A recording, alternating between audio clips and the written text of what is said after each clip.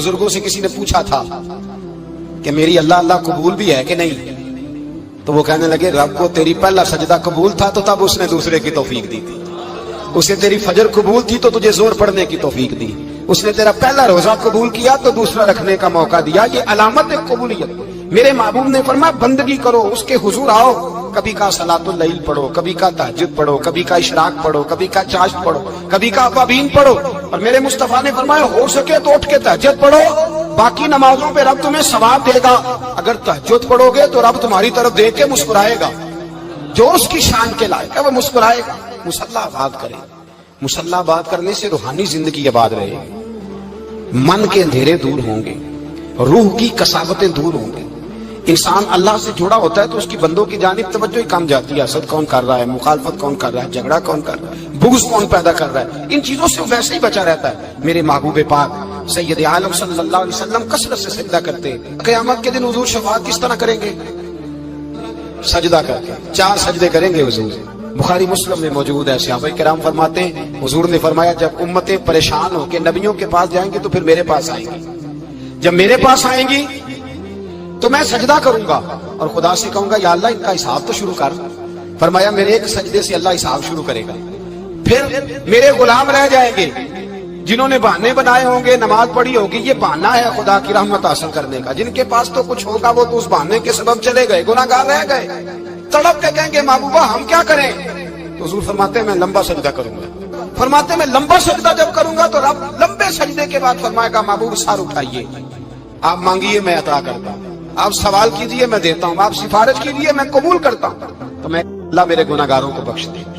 رب کہے گا جس کے دل میں رائی کے دانے کے برابر ایمان ہے اسے لے جائیے، لے جائیے، لے جائیے اسے۔ ایک حدیث میں ہے جس کے دل میں جو کے دانے کے برابر ایمان ہے لے جائیے۔ حضور فرماتے ہیں ان کو جنت میں بھیج کے میں پھر سجدے میں گر جاؤں گا۔ لمبا سجدہ، تیسرا سجدہ، اے اللہ مہربانی کا رحمت فرما، اللہ کہے گا محبوب سار اٹھاؤ جو مانگو گے میں دوں گا، یا اللہ اور فضل کا، جس کے دل میں رائی کے دانے سے بھی کم ایمان ہے محبوب اسے بھی جنت میں لے جاؤ۔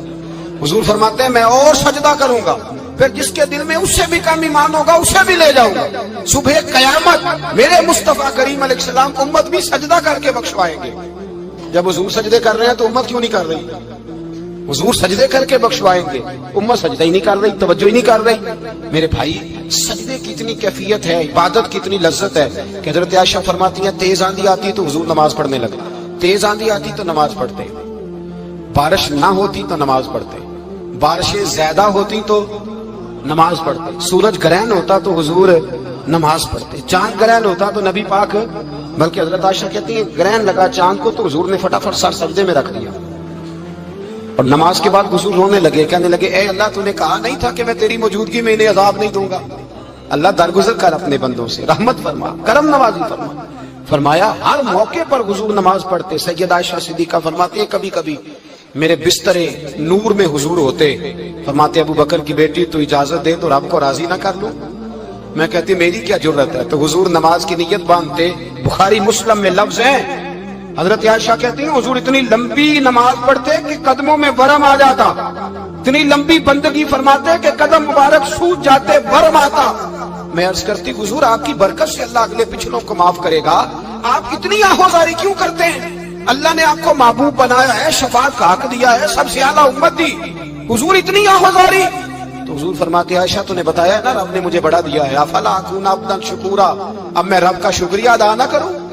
میں لمبی نمازیں پڑھ کے اس کا شکریہ ادا کرتا ہوں، اس کی بارگاہ میں حاضر ہوتا ہوں۔ میرے بھائی نماز نہیں تو انسان کاہے کا، سجدہ نہیں تو اس نے زندگی کہاں بتا دی۔ اگر اللہ کی بارگاہ میں ایک صحابی نے سر سجدے میں رکھا تو ماتھے پہ مٹی لگ گئی، وہ جھاڑنے لگے، میرے قریب نے فرمایا نہ جھاڑ، جب تک سجدے کی مٹی پیشانی پہ رہتی ہے اللہ کے فرشتے درود پڑھتے رہتے ہیں، اس سے رہنے دو، یہ تو لذت ہے۔ عزت والا وہ ہے جو مالک کی بارگاہ